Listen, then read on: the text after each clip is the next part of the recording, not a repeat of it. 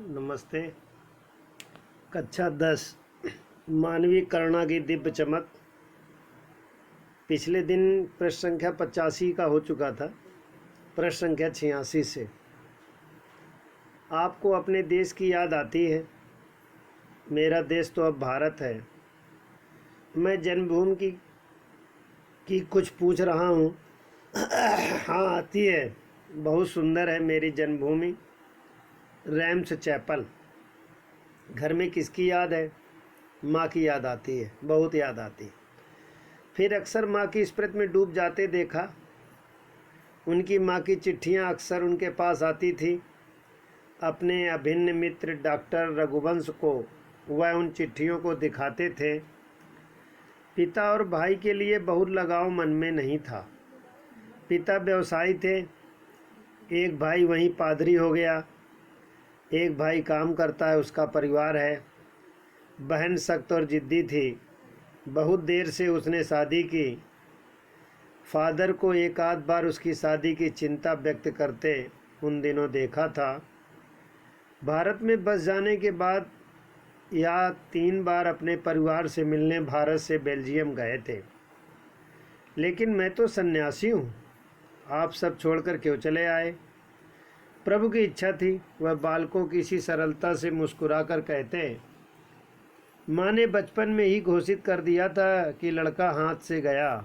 और सचमुच इंजीनियरिंग के अंतिम वर्ष की पढ़ाई छोड़ फादर बुल के सन्यासी होने जब धर्म के गुरु पास गए और कहा मैं सन्यास लेना चाहता हूँ, तथा एक शर्त रखी। सन्यास लेते समय सन्यास चाहने वाला शर्त रख सकता है कि मैं भारत जाऊँगा। भारत जाने की बात क्यों उठी नहीं जानता, बस मन में यह था। उनकी शर्त मान ली गई और वह भारत आ गए। पहले जिसेट संघ में 2 साल पादरियों के बीच धर्माचार की पढ़ाई की। फिर 9-10 वर्ष दार्जिलिंग में पढ़ते रहे। कलकत्ता कोलकाता से बीए किया और फिर इलाहाबाद से एमए। उन दिनों डॉक्टर नरेंद्र वर्मा हिंदी विभाग के अध्यक्ष थे। शोध प्रबंध प्रयाग विश्वविद्यालय के हिंदी विभाग में रहकर 1950 में पूरा किया। राम कथा उत्पत्ति और विकास परिमल में उसके अध्याय पढ़े गए थे। फादर ने मातरलिंग के प्रसिद्ध नाटक ब्लू वर्ल्ड का रूपांतर भी नीलपक्षी के नाम से किया। बाद में वह सेंट जेवियर्स कॉलेज रांची में हिंदी तथा संस्कृत विभाग के विभागाध्यक्ष हो गए और यही उन्होंने अपना प्रसिद्ध अंग्रेजी हिंदी कोश तैयार किया और बाइबल का अनुवाद भी। और वही बीमार पड़े, पटना आए, दिल्ली आए और चले गए। 47 वर्ष देश में रहकर 73 वर्ष की जिंदगी जीकर। फादर बुल के संकल्प से सन्यासी थे।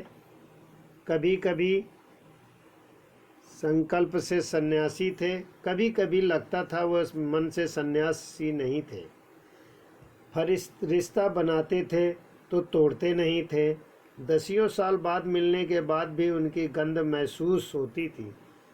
वह जब भी दिल्ली आते जरूर मिलते, खोजकर समय निकालकर, गर्मी सर्दी बरसात झेलकर मिलते, चाहे 2 मिनट के लिए ही सही। ये कौन सन्यासी करता है? उनकी चिंता हिंदी को राष्ट्रभाषा के रूप में देखने की थी। हर मंच से उनकी तकलीफ बयान करने के लिए उनके पास व्यवस्था एक अकाट्य तर्क देते। बस इसी एक सवाल पर झुंझलाते देखा और हिंदी वालों द्वारा हिंदी की उपेक्षा पर दुख करते उन्हें पाया। घर परिवार के बारे में, निजी दुख तकलीफ के बारे में पूछना उनका स्वभाव था। बड़े से बड़े दुख में उनके मुख से सांत्वना के जादू भरे 2 शब्द सुनना एक ऐसी रोशनी से भर देता था जो किसी गहरी तपस्या से जन्मती है। हर मौत दिखाती है जीवन को नई राह। मुझे अपनी पत्नी और पुत्र की मृत्यु याद आ रही है और फादर के शब्दों से झरती विरल शांति। आज वही नहीं है। दिल्ली में बीमार रहे और पता नहीं चला। बाहें खोलकर इस बार उन्होंने गले नहीं लगाया। जब देखा तब वे बाहें दोनों हाथों की सूजी उंगलियां उलझे ताबूत में जिस पर पड़ी थीं, जो शांति बरसती थी। चेहरे पर थिर थी, तरलता जम गई थी। 18 अगस्त 1982 की 10 बजे का समय था। दिल्ली में कश्मीरी गेट के निकलसन कब्रबाह में उनकी ताबूत एक छोटी सी नीली गाड़ी से उतारा गया। कुछ पादरी रघुवंश जी का बेटा और उनके परिजन राजेश्वर सिंह उतार रहे थे। फिर उसे उठाकर एक लंबी सकरी उदास पेड़ों की घनी छाया वाली सड़क के कब्रगाह पर रख दी गई। धरती की गोद में सुलाने के लिए कब्र आवाक मुँह खोलने लेटी थी। ऊपर करील की घनी छाया थी और चारों ओर कब्रें तेज धूप के व्रत। जैनेन्द्र कुमार, विजयेंद्र स्नातक, अजीत कुमार, डॉक्टर निर्मला जैन और मसीहा समुदाय के लोग पादरीगण उनके बीच में गहरी वसन पहने। इलाहाबाद के प्रसिद्ध विज्ञान शिक्षक डॉक्टर सत्यप्रकाश रघुवंश जी भी अकेले उस सकरी सड़क की ठंडी उदासी में बहुत पहले से खामोश दिखते। अब प्रश्न पहला इस प्रकार है, बुल्के जी को किसकी याद अक्सर आती थी? उत्तर है, उनके माँ की याद आती। बुल्के जी के पिता और भाई के बारे में क्या विचार है? बुल्के के पिता व्यवसायी थे, भाई पादरी हो गए। बहन ने उनके पास किस प्रकार के संबंध रखा? बहन उनकी जिद्दी थी, इसलिए उन्हें बड़ी चिंता थी। बुल्के का बचपन कैसा रहा? बुल्के का बचपन संघर्षमय था। इंजीनियरिंग के बाद वो सन्यासी हुए और चले आए। दार्जिलिंग में वे कितने वर्षों तक पढ़े? अगला प्रश्न है, एमए कहाँ से किया? दूसरा, 1950 में वो विश्वविद्यालय के हिंदी विभाग में क्या रहे? ब्लू वर्ड का रूपांतर क्यों किया?